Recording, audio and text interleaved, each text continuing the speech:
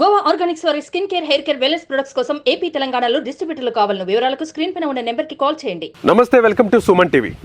బలవంతుడు బాధ్యత తప్పి అడ్డదారిలో నడిచిన ప్రతిసారి ఆ దారిలో నలిగిపోయేది బలహీనులు. అటువంటి బలహీనులు సొసైటీలో చాలా మందే ఉన్నారు. కానీ అటువంటి బలహీనులు బయటకు వచ్చి వాళ్ళకి జరిగిన అన్యాయాన్ని సొసైటీకి చెప్పలేని పరిస్థితులు ఉన్నాయి. ఇటువంటి పరిస్థితుల్లో కూడా ఒక సాధారణ మహిళ బయటకు వచ్చి తనకు జరిగిన అన్యాయాన్ని సొసైటీకి చెప్పే ప్రయత్నం చేసింది. అసలు ఆమె ఎవరు, ఆమెకి వచ్చిన కష్టం ఏంటి, ఆమెకి జరిగిన నష్టం ఏంటి తెలుసుకునే ప్రయత్నం చేద్దాం. నమస్తే అమ్మా. నమస్తే అండి, నా పేరు అమృతవర్షిణి అండి. అసలు ఏం జరిగిందమ్మా? నేను మంగళగిరి నవలూరు మారుతినగర్లో ఉంటున్నాను గత 2 సంవత్సరాల నుంచి. అయితే నేను ఉంటున్న నా ఓనర్కిను మా అమ్మగారికి ఒక 10 ఏళ్ళ ఫ్యామిలీ ఫ్రెండ్షిప్ నిమిత్తం ఒక 10 లక్షల అమౌంట్ ఇచ్చారు. ఆ అమౌంట్ మీద ఆ ఇంటికి వచ్చాము. అందులో వడ్డీ మినాయించగా రెంట్ కూడా మినాయింపు అయిపోగా వడ్డీ వస్తుంది మాకు. అలా అంతవరకు బాగానే ఉంది బతికినంత కాలం. ఆయన 2023 ఫిబ్రవరి నాడు చనిపోవడం వల్ల మేము రావాల్సిన డబ్బుల గురించి వాళ్ళ పిల్లల్ని అడగటం జరిగింది. అయితే వాళ్ళు రెస్పాండ్ అవ్వలేదు. వాళ్ళకి అవసరమైనప్పుడు ఇంటి దగ్గరికి వచ్చారు. ఆ రావడం కూడా ఎలా వచ్చారంటే అప్రోచ్ మంచితనంగా అడగకుండా వచ్చి డైరెక్ట్గా ఈ లోకల్ కొంత పార్టీ కార్యకర్తలు వాళ్ళని తీసుకొని ఇంటి మీదకి ప్రతిసారి దాడికి రావటం, బెదిరించడం, నిన్ను చంపైనా ఇల్లు ఖాళీ చేపిస్తాను, నువ్వు ఖాళీ చేయకపోతే నేను ఊరుకోను అని చెప్పి చాలాసార్లు బెదిరించారు. అందులో నేను ప్రెగ్నెంట్ అండి, 4వ నెల. నాకు చిన్న పాప 2.5 సంవత్సరాలు ఉంది. మా మదర్ ఫాదర్ కూడా సీనియర్ సిటిజన్స్ అనమాట. ఆ భయానికే గురై నేను తలుపులు కూడా తీసేదాన్ని కాదు. అయితే ఆల్రెడీ ఒకసారి 21 మార్చిన డైరెక్ట్గా ఈ కార్యకర్తల్ని తీసుకొని వచ్చి ప్రహరీని పగలగొట్టేశారు. ప్రహరీని వాళ్ళ అనుచరులు, పార్టీ అనుచరులు వచ్చి పగలగొట్టేశారు. దాదాపు ఒక 7 మంది వచ్చారండి అప్పుడు జేసీబీతో. దాని విజువల్స్, వీడియోస్ కూడా నా దగ్గర ఉన్నాయి ఆ పగలగొట్టిన టైంలో. అయితే నేను ఆపిచ్చి 21 మార్చిన మంగళగిరి రూరల్ పోలీస్ స్టేషన్లో కంప్లైంట్ ఇచ్చాను నేను. సరే, ఇలా నా మీద దాడి జరిగింది, ఇలా నన్ను చంపేస్తానని, చంపైన ఇల్లు ఖాళీ చేపిస్తానని చెప్పి బెదిరిస్తున్నారండి, ఇదిగోండి సార్ విజువల్ అని చూపిస్తే, ఓకేనమ్మా నీ దగ్గర ఏమున్నాయి అని చెప్పి నన్ను పత్రాలు అడిగితే, ఇలా నోట్ ఉంది సార్, ఇలా ఉన్నాయి అని అంటే, అయితే తీసుకొని రా, నేను సెటిల్మెంట్ చేస్తాను నీకు డబ్బులు అని అన్నారు. ఆ తర్వాత ముందు దీని మీద ఎఫ్ఐఆర్ చేయండి సార్, ఎంక్వైరీ చేసి నిందితులను పట్టుకోండి అంటే ఆయన పట్టుకోకపోవడం వల్ల నేను 30వ తారీఖు మార్చి నాడున ఎస్పీ గారికి కంప్లైంట్ ఇచ్చాను. ఎస్పీ గారికి ఎప్పుడైతే కంప్లైంట్ ఇచ్చానో ఆయన నన్ను పిలిచి ఆ రోజు సాయంత్రం స్టేషన్లో నన్ను తిట్టారు. నన్నే తిట్టారు. నువ్వు నా మీద కంప్లైంట్ ఇస్తావు కదా, నేనేం చేస్తానో చూడు, నిన్ను సెటిల్మెంట్ తీసుకుంటే కొంత డబ్బులు నిన్ను అడిగా కదా, ఆ డబ్బుల నిమిత్తం నువ్వు ఇలా చేసావు కదా ఎస్పీ గారి మీద, చూస్తూ ఉండు అని అన్నారు. అన్నట్టుగానే ఆయన నా మీద ఐపీసీ సెక్షన్స్ ఎంక్వైరీ చేయకుండా 506, 509, 321, 313, 351 ఇవన్నీ పెట్టేశారు. విచారణ కూడా చేయలేదు. అది కూడా 6వ తారీఖు ఏప్రిల్ ఈ సెక్షన్స్ అనేవి పెట్టడం జరిగింది.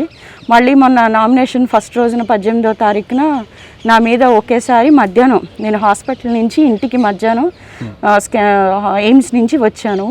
రావడమే ఒక 15 మంది. తర్వాత కొంతమంది పార్టీ అనుచరులు, ఆ అనుచరుల పేరు వచ్చేసి హర్ష, ప్రభాకర్, భాస్కర్, విజయ్, తర్వాత నా హౌస్ ఓనర్ తమ్ముడు రామకృష్ణ ఫణిధరు, వాళ్ళ కూతురు అంటే పెద్ద అయిన శాస్త్రి గారి కూతురు వారసులు వచ్చారు ఇంటి మీదకి, పద్మజరాణి. వీళ్ళందరూ ఒకేసారి వచ్చి నా జుట్టు, కాళ్ళు, చేతులు అన్నీ పట్టుకొని రోడ్డు మీదకి లాక్కొచ్చేసి జేసీబీతో గోడ, ఇల్లు అన్నీ పడేశారండి. నేను ప్రెగ్నెంట్తో నేను ప్రెగ్నెంట్ అని చెప్తున్నా కానీ వినకుండా లాక్కొని వచ్చి రోడ్డు మీద కట్టేశారు నన్ను. మా పాపని తీసుకెళ్ళిపోయారు 2.5 అవర్స్. మా నాన్నగారిని కొట్టారు, సీనియర్ సిటిజన్. నా చేతుల్లో ఎవిడెన్స్ లేకుండా ఉండాలని నా ఫోన్లు లాగేసుకున్నారు. ఒక్క ఎవిడెన్స్ కూడా లేకుండా చేశారు. అలా పాపకి కనీసం ఈవినింగ్ 6:30 వరకు పచ్చి మంచినీళ్ళు కానీ, తిండి కానీ, నా కూతుర్ని కూడా నాకు చూపించలేని పరిస్థితి.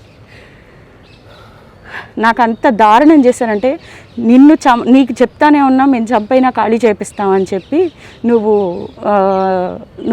వినలేదు కాబట్టి అని చెప్పి కాళ్ళు కట్టేస్తుండగా కాళ్ళతో కొడుతున్నానని చెప్పి నా వజనేలో కొట్టారు.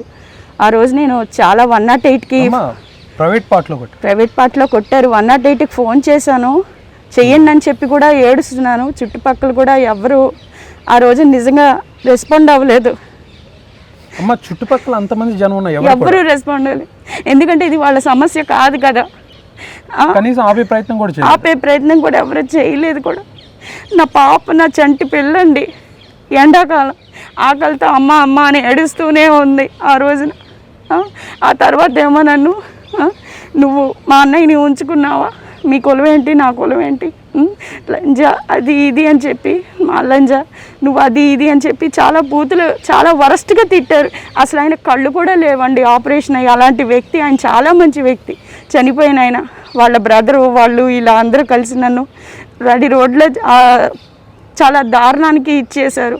తర్వాత నేను వెంటనే ఈవినింగ్ బట్టలు చింపేసి వీడియోలు తీశారు. అన్నిటికంటే దారుణమైంది ఏంటంటే బట్టలు చింపి వీడియో తీశారు. నేనేమంత పాపం చేశానని, ద్రోహం చేశానని నన్ను అలా చేయాలి. కడుపుతో ఉన్నానని కూడా చెప్తున్నాను, వినలేదు. తర్వాత ఏమో స్టేషన్కి బట్టలు ఊడిపోయిన వాటిలో టవల్ని చుట్టుకొని వెళ్ళాను. అలాగే వెళ్ళి స్టేషన్ ఎస్ఐ గారి ముందు చెప్తే ఏమన్నారంటే, చూద్దామమ్మా చేద్దాం అన్నారు. నాకు ఈ పొట్ట మీద బ్లడ్ వస్తుంది, కనీసం నా కండిషన్ కానీ నా బిడ్డ కండిషన్ కానీ కొంచెం కూడా కనికరం చూపించలేదు ఎస్ఐ. చూద్దాం అన్నాడు. తర్వాత నేను 19వ తారీఖు ఎస్పీ ఆఫీస్కి వెళ్తేనేమో ఎమ్మెల్సీ చేయించమ్మా అన్నారు. అది చేయించుకొని డిశ్చార్జ్ నాకు డాక్టర్ రాసిన ఇది నా డిశ్చార్జ్ సమ్మరీ రిపోర్టు. నాకు ఎక్కడెక్కడ దెబ్బలు తగిలినాయి, నా స్పైన్ దగ్గర ఇంజరీ అయితే కనీసం ఎంఆర్ఐ స్కాన్ కానీ లేదంటే ఎక్స్రే కానీ తీయటానికి ఛాన్స్ లేదని చెప్పారు. దానివల్ల నేను ఎంత నరకం అనుభవిస్తున్నా అంటే నా డిస్క్ నుంచి నా నాకు రైట్ లెగ్ అంతా టింగ్లింగ్, మంట, నొప్పి, పోటు. 4వ నెలలో నేను ఇంకా డెలివరీ అయ్యేసరికి ఏం వద్దామని నాకు చాలా భయం పట్టుకుంది నా గురించి. నా కడుపులో పెరుగుతున్న బిడ్డ ఆరోగ్యంగా ఉందా లేదని నేను ఆ రోజు చాలా టెన్షన్ పడ్డాను. నాలాంటి దుస్థితి ఎవరికి రాకూడదు. కనీసం ఎస్ఐ కూడా పట్టించుకోలేదు, ఎస్పీ పట్టించుకోవట్లేదు, ఇప్పటికి కూడా ఎఫ్ఐఆర్ చెయ్యట్లేదు, ఎంక్వైరీ చెయ్యట్లేదు. దర్జాగా నిందితులు తిరుగుతున్నారు రోడ్డు మీద. ఇంతకంటే దారుణం ఏముండదు ఒక ఆడపిల్లకి.